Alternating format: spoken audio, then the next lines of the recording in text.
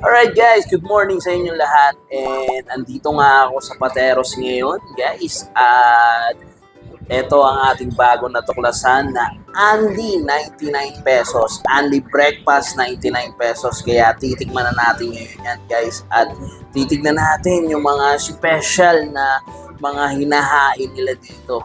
And mamaya papatikimin pa tayo ng coffee straight from Sagada. Ayun. Kaya samahan nyo na ako guys. Let's go! So, ito na yung mga food nila. Ayan, guys. So, pwede rin dito magbayad ng GCash. And then, this one. Ayan, tignan na natin. Wow! Ito yung soup nila. Wow! And then, they got pansit. Canton. And then, for the breakfast to guys, sopas. And then syempre yung fried rice o sinangag. Then, ito yung mga ulam nila. Which is meron ditong creamy tofu. Ayan. At pritong talong. Nice. Wow, mukhang masarap. And then hot dog na in-slice.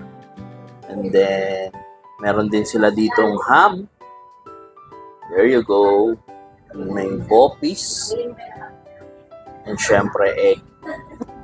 So, ito yung mga sinaserve nila ngayon. And I'm sure meron pa ditong ilalabas sila, sir, no? Kaya, tikman na natin to. For only 99, only breakfast na to, guys. Yan. Dito lang yan sa Gimo.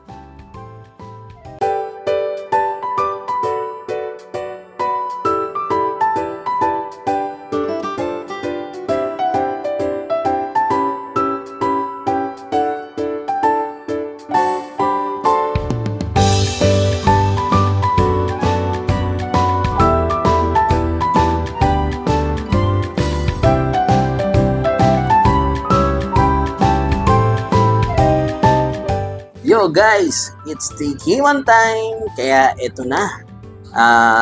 Muha muna rin ako dito ng kanilang corned beef. Yun o.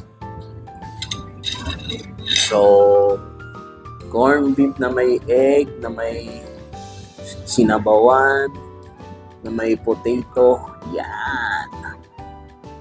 Tikman na natin.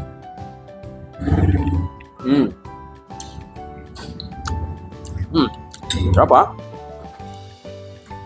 And then, ito yung mga kinuha ko. Medyo talagang overload siya. Kumuha ko ng egg. Kumuha ko ng canton. Kumuha ko ng talong.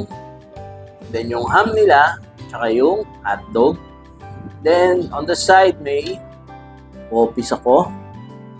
Tapos, meron din akong ayun, tokwa.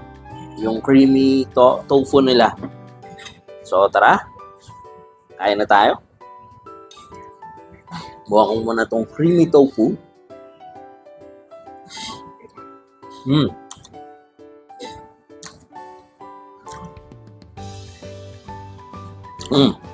Manamis-namis yung creamy tofu nila. Pero nandun yung taste ng pagka-creamy. And tofu, crunchiness. Ngayon, sabay na natin ang kanin yan. Yun o, yung bopis o.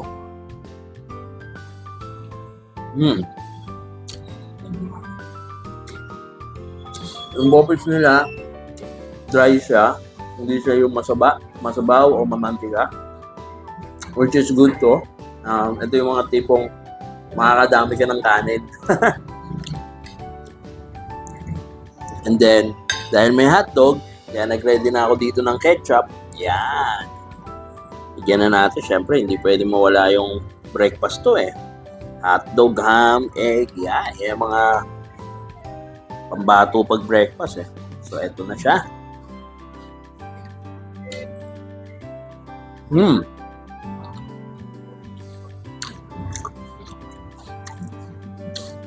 So, mag-start sila dito ng mga 6 a.m. hanggang sa 10:30 or hanggang sa maubos yung mga sinaserve nila o niluto nilang breakfast dito. So, yun guys.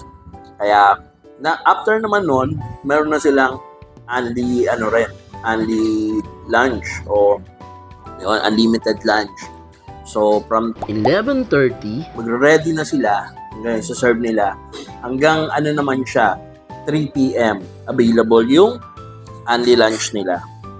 Ito namang only breakfast for only 99 pesos. Mag-serve sila ng 6 a.m. hanggang 10:30. Yun. Tignan na natin ito. Pancit Canton.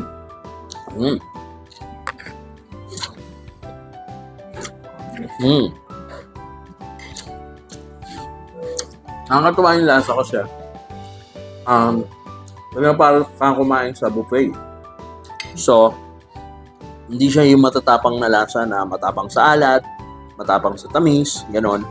So, talaga magko-complement dahil sa dami na kailangan mong kainin dahil yun nga, dahil nasa-unli ka. So, magko-complement at magko-complement siya. And, guys, bukod sa breakfast, may sinaserve din sila dito dessert.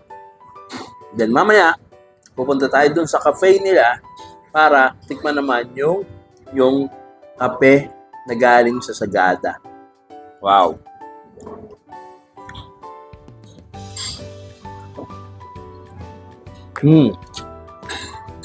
Kain tayo guys. Sobrang solid dito. Yung corned beef oh. Wow!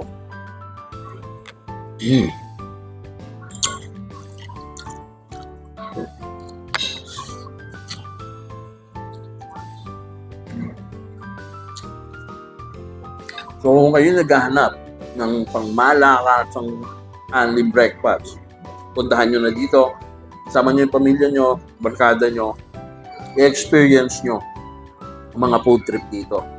And yan, grabe.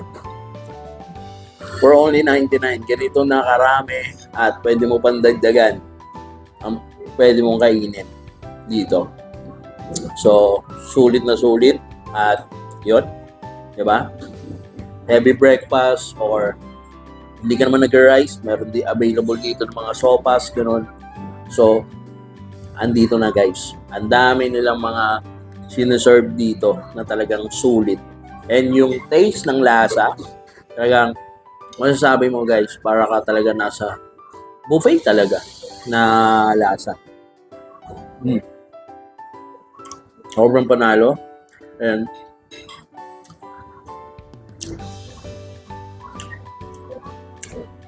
what is 99 talagang sobrang sulit.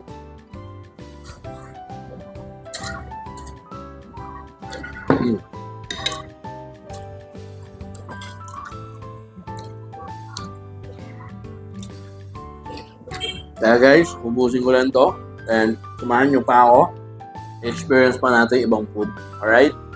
Ayun. So guys, ayan. Makita nyo, malinis na malinis.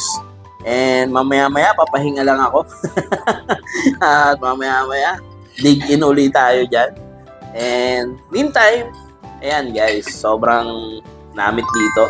Meantime, itong bilo-bilo nila, like I said, meron sila ditong mga pang dessert. Yun, oh. Wow! So, yung meantime, dito sa bilo-bilo nila, guys, ayan, nakikita nyo ba? Yun, oh. Ito muna idigin natin, tikman natin.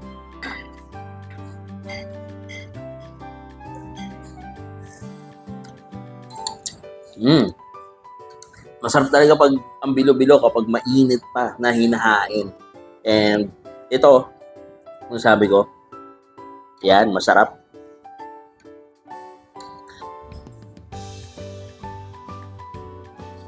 And isa sa gusto ko talaga sa bilo-bilo, yung may maliliit na sago. Yan, maliliit na sago siya, guys. Then, especially, syempre, may kamote, may saging, na saba.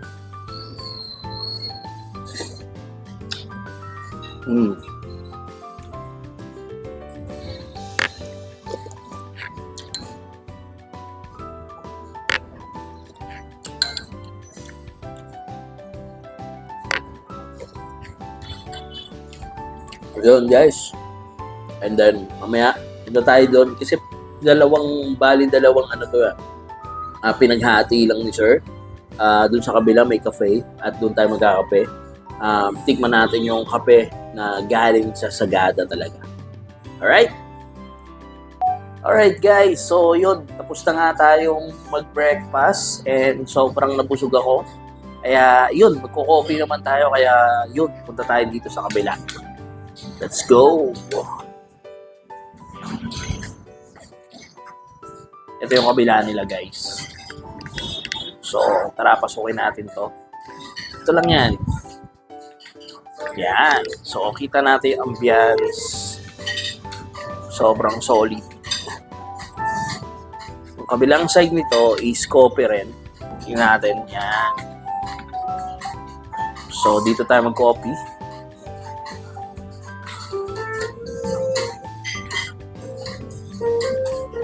Yan, ina-ready na ni Sir yung ating coffee from Sagada.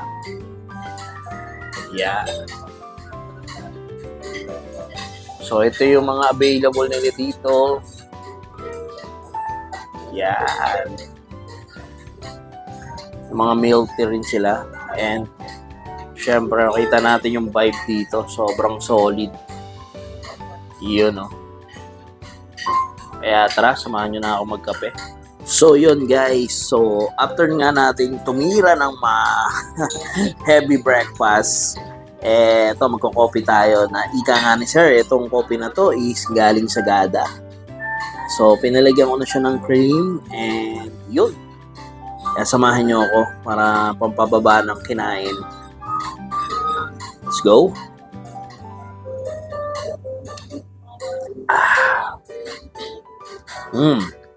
Gusto ko yung tapang niya.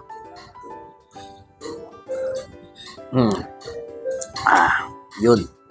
So, yung tapang ng coffee, sumisipa sa'yo and really a good taste lang. And ginamit na sugar is muscovado.